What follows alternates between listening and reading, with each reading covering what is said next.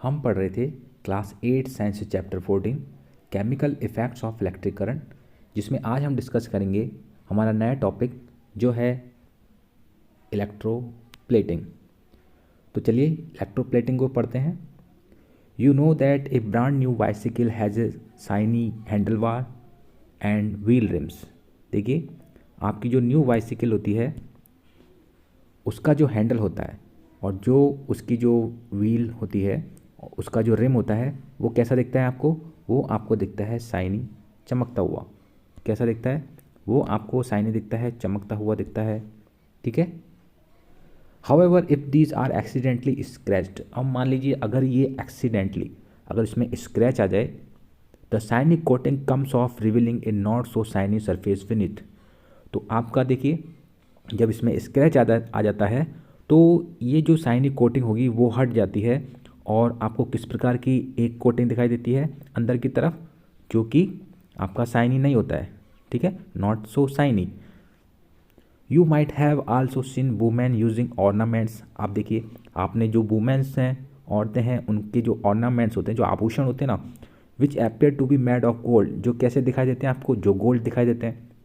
पर कई बार क्या होता है, वो गोल्ड ना होके क्या होते हैं, उनमें दूसरी जो मेटल होता है उसकी लेयर चढ़ा दी जाती है। ठीक है, जिसकी वजह से वो कैसा दिखता है, वो आपको गोल्ड का दिखाई देता है। हाउएवर विथ रिपीटेड यूज़, देखिए, तथापि जब इनको बार बार यूज़ लिया जाता है, the gold coating wears off, ये जो गोल्ड की जो कोटिंग होती है वो हट जाती है, रिवीलिंग सिल्वर और सम अदर मेटल विनीथ, और इसमें इनके अंदर जो सिल्वर या चांदी, जैसे सिल्वर अथवा जो दूसरे मेटल हैं, उनकी जो लेयर होती है वो बाहर की तरफ आ जाती है। मतलब अंदर वाली जो लेयर होगी वो आपको दिखाई देने लग जाती है जब आप इनको बार बार यूज़ में लेते हैं, जो कि गोल्ड कोटिंग है किसी मेटल के ऊपर।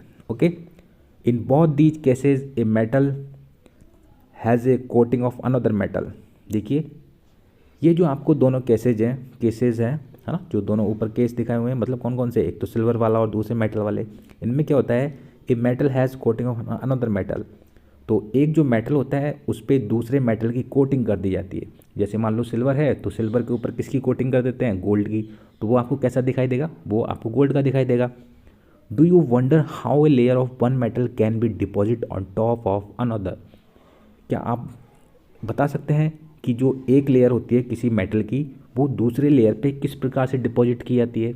मतलब एक आपके पास सिल्वर है और मान लीजिए आपने उस पर किसकी लेयर चढ़ा दी? गोल्ड की। तो वो किस प्रकार से चढ़ाई जाती है? तो well, let us try doing it our self. तो चलिए हम सीखते हैं ये किस प्रकार से की जाती है। तो इसे हम समझेंगे एक्टिविटी 14.7 के माध्यम से। तो एक्टिविटी 14.7 में आपको क्या करना है, देखिए, we will need copper sulphate and 2 copper plates of size around 10 × 4 centimetre. आपको क्या करना है, हमें किसकी आवश्यकता होगी? देखिए, we will need copper sulphate and 2 copper plates. हमें कॉपर सल्फेट सॉल्यूशन की आवश्यकता होगी, हमें कॉपर सल्फेट की आवश्यकता होगी, और हमें 2 कॉपर की प्लेट की आवश्यकता होगी, जिनका साइज़ आपने माना है 10 सेंटीमीटर और 4 सेंटीमीटर, मतलब 10 × 4 सेंटीमीटर की साइज़ की आपको कॉपर की 2 प्लेट लेनी है। Take 250 ml of distilled water in a clean and dry beaker. और एक जो बीकर होगा उसमें हम 250 ml क्या ले लेंगे? हम ले लेंगे उसमें डिस्टिल्ड वाटर को। Okay, dissolve 2 teaspoonfuls of copper sulphate in it. अब ये जो बीकर है इसमें हम 2 चम्मच क्या करेंगे? कॉपर सल्फेट जो है उसको डिजॉल्व कर देंगे, घोल देंगे। Add a few drops of dilute sulphuric acid to copper sulphate solution to make it more conducting. अब ये जो आपने कॉपर सल्फेट का जो सॉल्यूशन तैयार किया है, इसे हमको क्या करना है? हमें और कंडक्टिंग बनाना है। तो इसके लिए हम क्या कर देंगे, हम इसमें मिला देंगे एसिड, और वो एसिड कौन सा है? Dilute sulphuric acid. ठीक है, तो जो डाइल्यूट सल्फ्यूरिक एसिड है उसको हम किस में ऐड कर देंगे? इस आपके कॉपर सल्फेट के सॉल्यूशन में। Clean copper plates with sand paper. अब ये जो आपकी कॉपर की प्लेट है ना, इनको हम क्या करेंगे? जो सैंड पेपर है उससे क्लीन कर देंगे। Now rinse them with water and dry them. अब इसे हम क्या करेंगे? जो वाटर है उससे साफ कर लेंगे, उससे धो लेंगे, एंड ड्राई दैम, और इसे सूखने देंगे। Connect the copper plates to the terminals of a battery. और ये जो कॉपर की जो प्लेट जो हमने तैयार की हैं इनके जो दोनों टर्मिनल्स हैं, मतलब जो दो प्लेट हैं इनके जो दो टर्मिनल्स होंगे उनको हम बैटरी से कनेक्ट कर देंगे and immerse them in copper sulphate solution, और इन्हें हम डुबो देंगे किसमें, कॉपर सल्फेट के सॉल्यूशन में, जैसा कि आपको फिगर 14.7 में दिखाया हुआ है। आप देख सकते हैं किस प्रकार से, ये देखिए आप, ठीक है।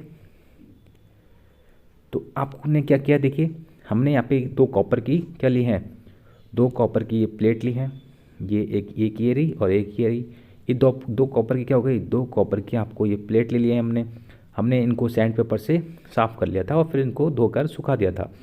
एक जो इसका जो टर्मिनल है उसको हमने बैटरी के मान लो ये प्लस से कनेक्ट कर दिया है, और जो दूसरा वाला है उसको हमने नेगेटिव से कनेक्ट कर दिया, मतलब दूसरी प्लेट को, ठीक है। और ये जो आपको सॉल्यूशन दिख रहा है इसमें, ये किसका सॉल्यूशन है, कॉपर सल्फेट सॉल्यूशन है, जिसमें हमने इसको मोर एसिडिक मतलब मोर कंडक्टिंग बनाने के लिए एसिड का यूज़ किया, और वो एसिड कौन सा था आपका, डाइल्यूट सल्फ्यूरिक एसिड, ठीक है। तो ये आपने पूरा जो फिगर है उसके जो जितने भी कंपोनेंट हैं उनको हमने इस प्रकार से रेडी किया, तैयार किया। Allow the current to pass for about 15 minutes. अब देखिए हम क्या करेंगे, ये जो सर्किट है इसमें 15 मिनट तक जो करंट है उसको पास होने देंगे, 15 मिनट तक करंट को पास होने देंगे। Now remove the electrons from the solution and look at them carefully. अब ये जो इलेक्ट्रोड्स हैं, जो कॉपर के जो आपने प्लेट ली थी उनके जो आपने इलेक्ट्रोड्स बनाए थे, उन्हें हम इस सॉल्यूशन में से क्या कर लेंगे, बाहर निकाल लेंगे, रिमूव कर लेंगे, और उन्हें हम देखेंगे सावधानी से। तो आप देखिए उनको, जब हम इन्हें बाहर निकाल लेते हैं तब हमें कुछ देखने को मिलता है क्या, do you find any difference in any one of them, क्या इनमें से किसी में भी आपको कुछ डिफरेंस देखने को मिला। Do you find a coating over it, क्या इन पे आपको कोई कोटिंग देखने को मिली। What colour is the coating, जो आपका अगर कोई कोटिंग है तो उसका कलर क्या है। Note down the terminal of the battery with which this electrode is connected, और आपको जो बैटरी के जो टर्मिनल हैं उन्हें भी क्या करना है, उन्हें भी आपको नोट डाउन करना है जो इन इलेक्ट्रोड से कनेक्टेड थे। ओके, देखिए अब आगे देखते हैं ये पहेली क्या सोच रही है। After doing the electroplating activity, हमने ये जो इलेक्ट्रोप्लेटिंग एक्टिविटी की, पहेली interchange the electrodes and repeated the activity. पहेली ने क्या किया, ये जो इलेक्ट्रोड्स थे इनको इंटरचेंज किया और ये जो एक्टिविटी थी इसको बार बार रिपीट किया। मतलब जो अगर प्लस से कनेक्टेड प्लस वाला जो टर्मिनल से कनेक्टेड जो इलेक्ट्रोड है उसको उसने नेगेटिव पे लगाया, और जो नेगेटिव टर्मिनल से कनेक्टेड था उसको उसने प्लस पे लगाया, और ये बार बार उसने रिपीट करके देखा। What do you think she would observe this time, आपको क्या लगता है कि उसे क्या ऑब्जर्व हुआ इस समय, हाँ मतलब उसको क्या ऑब्जर्वेशन उसको प्राप्त हुए होंगे, क्या आप बता सकते हैं। तो चलिए देखते हैं आगे।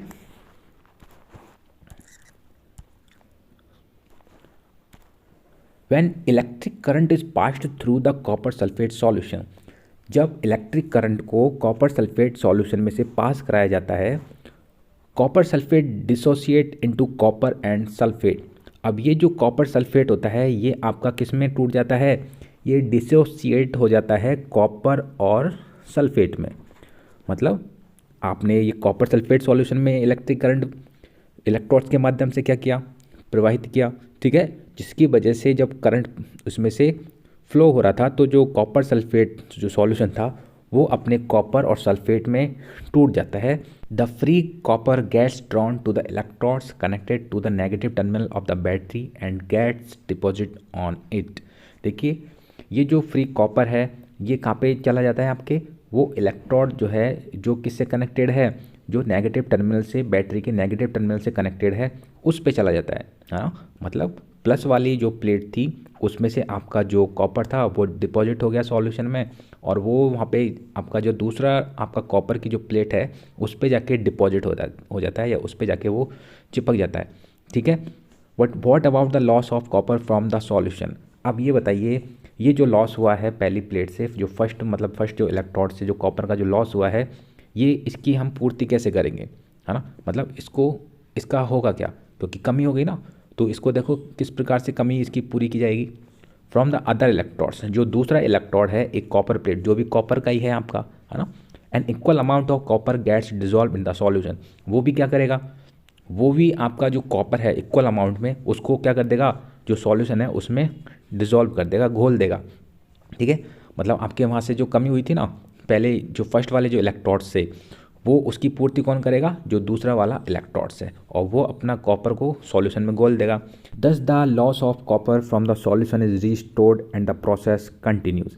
और ये जो आपका जो कॉपर का जो लॉस हुआ था वो रिस्टोर होता रहेगा एंड द प्रोसेस कंटिन्यू, और ये जो प्रोसेस है वो कंटिन्यू होती रहेगी, चलती रहेगी। ठीक है, जो लॉस कॉपर है उसका जो पूर्ति है उस सॉल्यूशन में दूसरा जो इलेक्ट्रोड है वो कर देगा, और ये जो प्रोसेस होती है वो अपनी कंटिन्यू चलती रहती है।